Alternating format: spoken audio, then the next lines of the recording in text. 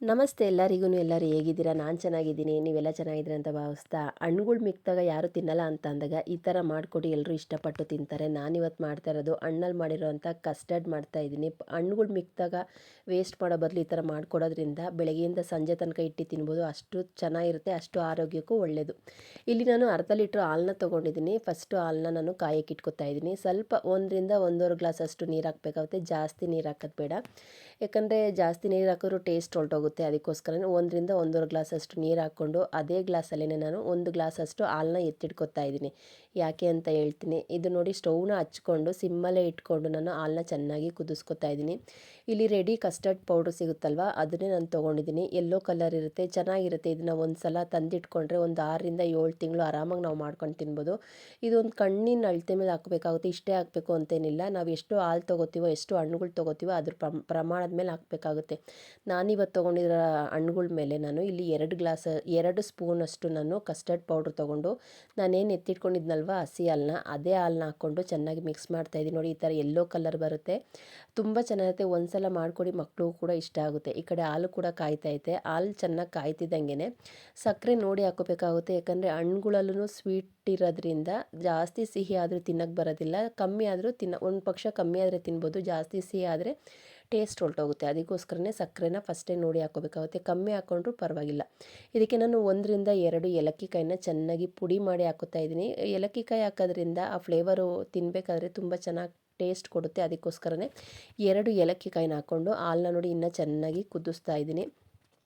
ಇದು ಹಾಲು ಚೆನ್ನಾಗಿ ಕುದಿಬೇಕು, ಯಾಕಂದರೆ ಇದು ಹಸಿ ಹಾಲು ವಾಸನೆ ಎಲ್ಲ ಹೋಗಬೇಕು. ಅಲ್ಲಿ ತನಕ ಚೆನ್ನಾಗಿ ಕುದಿಸ್ಕೊಂಡು ನಾನೇನು ಮಿಕ್ಸ್ ಮಾಡಿ ಇಟ್ಕೊಂಡಿದ್ದೆನಲ್ಲ ಕಸ್ಟರ್ಡ್ದು, ಅದನ್ನು ಹಾಕ್ಕೊಂಡು ಸಿಮ್ಮಲ್ಲಿ ಇಟ್ಕೊಂಡು ಕೈ ಆಡಿಸ್ತಾ ಆಡಿಸ್ತಾ ಸ್ವಲ್ಪನೇ ಹಾಕಬೇಕಾಗುತ್ತೆ. ಯಾಕಂದರೆ ಒಂದೇ ಸಲ ಹಾಕಿದ್ರೂ ಗಟ್ಟಿ ಆಗೋಗುತ್ತೆ.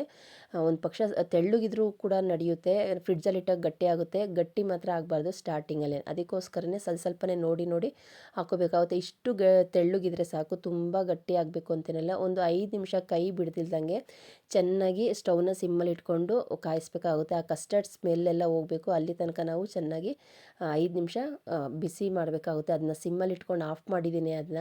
ಇಲ್ಲಿ ನಾನು ನೋಡಿ, ಇದು ನಾನು ಸ್ಟವ್ನಲ್ಲಿ ಆಫ್ ಮಾಡಿಕೊಂಡು ತಣ್ಣಗಾಗೋಕ್ಕೆ ಬಿಟ್ಟಿದ್ದೀನಿ. ಇದು ಮೇಯ್ನ್ ತಣ್ಣಗಾಗಬೇಕು. ಫ್ರಿಡ್ಜಲ್ಲಿ ಇಟ್ಟು ತಿನ್ನೋದ್ರಿಂದ ತುಂಬಾ ಚೆನ್ನಾಗಿರುತ್ತೆ. ಊಟ ಆದಮೇಲೆ 1 ಕಪ್ ತಿಂತೀವಲ್ವ, ಒಳ್ಳೆ ಟೇಸ್ಟ್ ಕೊಡುತ್ತೆ. ಇಲ್ಲಿ ನಾನು 2 ಆಪಲ್ ತೊಗೊಂಡಿದ್ದೆ ಅಂತ ಅಂದಲ್ಲ, ಅದನ್ನು ಆಪಲ್ನೆಲ್ಲ ಸಣ್ಣ ಸಣ್ಣದಾಗಿ ನೀಟಾಗಿ ವಾಶ್ ಮಾಡಿದ್ದೀನಿ. ವಾಶ್ ಮಾಡಿ ಸಣ್ಣ ಸಣ್ಣದಾಗಿ ಕಟ್ ಮಾಡ್ಕೋಬೇಕಾಗುತ್ತೆ. ಈ ಥರ ಹಣ್ಣು ಮಿಕ್ಕಿದಾಗ ಮಕ್ಕಳು ತಿನ್ನೋದಿಲ್ಲ ಅಂತ ಅಂದಾಗ ಈ ಥರ ಮಾಡಿಕೊಟ್ಬಿಟ್ರೆ ಒಂದು ಬಟ್ಲಿಗೆ ಹಾಕಿ ಹೋಗ್ತಾ ಬರ್ತಾ ತಿನ್ಕೊಂಡಿರ್ತಾರೆ. ಆರೋಗ್ಯಕ್ಕೂ ಒಳ್ಳೆಯದು, ಹಾಲು ಕುಡ್ದಂಗೆ ಆಗುತ್ತೆ, ಹಣ್ಣುಗಳು ತಿಂದಂಗೆ ಆಗುತ್ತೆ ಅಂತೇಳಿ ನಾನು ಈ ಥರ ಮಾಡ್ತಾಯಿದ್ದೀನಿ. ನೋಡಿ, ಸಣ್ಣ ಸಣ್ಣದಾಗಿ ಎಷ್ಟು ಸಣ್ಣ ಆಗುತ್ತೋ ಅಷ್ಟು ಸಣ್ಣದಾಗಿ ಹಣ್ಣುಗಳನ್ನೆಲ್ಲ ಕಟ್ ಮಾಡ್ಕೋಬೇಕಾಗುತ್ತೆ. ನಾನಿಲ್ಲಿ 4 ಥರದ ಹಣ್ಣು ಹಾಕಿದ್ದೀನಿ. ಆಪಲ್ಲು, ದಾಳಿಂಬೆ ಹಣ್ಣು, ಬಾಳೆಹಣ್ಣು, 3 ಥರ ಹಣ್ಣು ಹಾಕಿದ್ದೀನಿ. ಬೇಕು ಅಂತಂದರೆ ಇದಕ್ಕೆ ಡ್ರೈ ಫ್ರೂಟ್ಸು ಕೂಡ ಹಾಕೋಬೋದು. ಇಲ್ಲಿ ಏಲಕ್ಕಿ ಬಾಳೆಹಣ್ಣು ಹಾಕಿದ್ದೀನಿ ನಾನು. ಪಚ್ಚ ಬಾಳೆಹಣ್ಣು ಹಾಕೊಂಡ್ರೆ ಇನ್ನೂ ಚೆನ್ನಾಗಿರುತ್ತೆ. ಏನು ಅಂತಂದರೆ ಸ್ವಲ್ಪ ಬಾಳೆಹಣ್ಣು ಹಣ್ಣಾಗಿರಬೇಕು, ಕಾಯಿ ಅಂಥದ್ದಿರಬಾರ್ದು. ಎಷ್ಟು ಹಣ್ಣಾಗಿರುತ್ತೋ ಅಷ್ಟು ಚೆನ್ನಾಗಿರುತ್ತೆ ಈ ಕಸ್ಟರ್ಡ್. ನಾನಿಲ್ಲಿ 3 ಬಾಳೆಹಣ್ಣು ತೊಗೊಂಡಿದ್ನಲ್ಲ, ಆ ಬಾಳೆಹಣ್ಣನ್ನು ಕೂಡ ಸಣ್ಣ ಸಣ್ಣದಾಗಿ ಕಟ್ ಮಾಡ್ಕೊತಾ ಇದ್ದೀನಿ. ಊಟ ಆದಮೇಲೆ ತಿನ್ನೋದ್ರಿಂದ ಒಳ್ಳೆ ಟೇಸ್ಟ್ ಕೊಡುತ್ತೆ. ಖಾರವಾಗಿ ಏನಾರು ತಿಂತೀವಲ್ಲ, ಖಾರ ಜಾಸ್ತಿ ಆಯಿತು ಅಂದಾಗ ಇದನ್ನು 1 ಸ್ಪೂನು ತಣ್ಣಗಿದ್ದಾಗ ನಾವು ತಿಂತೀವಲ್ಲ, ಎಷ್ಟು ಚೆನ್ನಾಗಿರುತ್ತೆ ಅಂದರೆ ತುಂಬ ರುಚಿಯಾಗಿರುತ್ತೆ. ನೀವು ಒಂದು ಸಲ ಮಾಡಿಕೊಡಿ, ಆರೋಗ್ಯಕ್ಕೆ ತುಂಬಾ ಒಳ್ಳೆಯದು ಈ ಫ್ರೂಟಿನ ಕಸ್ಟರ್ಡು.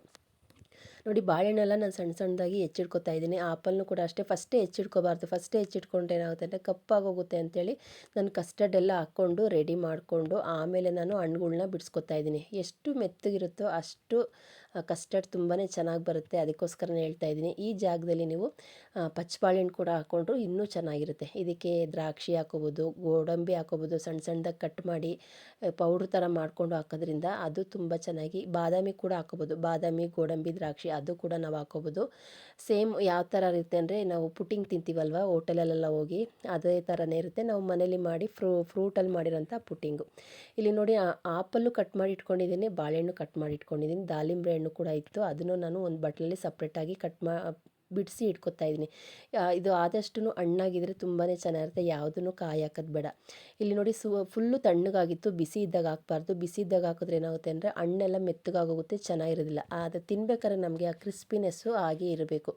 ಆ ಬಾಳೆಹಣ್ಣು ಮೆತ್ತಗಿರುತ್ತೆ, ಆಪಲ್ಲು ಮತ್ತು ದಾಳಿಂಬೆ ಹಣ್ಣು ಕ್ರಿಸ್ಪಿಯಾಗಿರುತ್ತೆ, ತುಂಬ ಚೆನ್ನಾಗಿರುತ್ತೆ. ಬಿಸಿಲು ಹಾಕಿದ್ರೆ ಏನಾಗುತ್ತೆ ಅಂದರೆ ಹಣ್ಣೆಲ್ಲ ಸ್ವಲ್ಪ ಮೆತ್ತಗಾಗುತ್ತೆ, ಟೇಸ್ಟ್ ಹೊರಟೋಗುತ್ತೆ.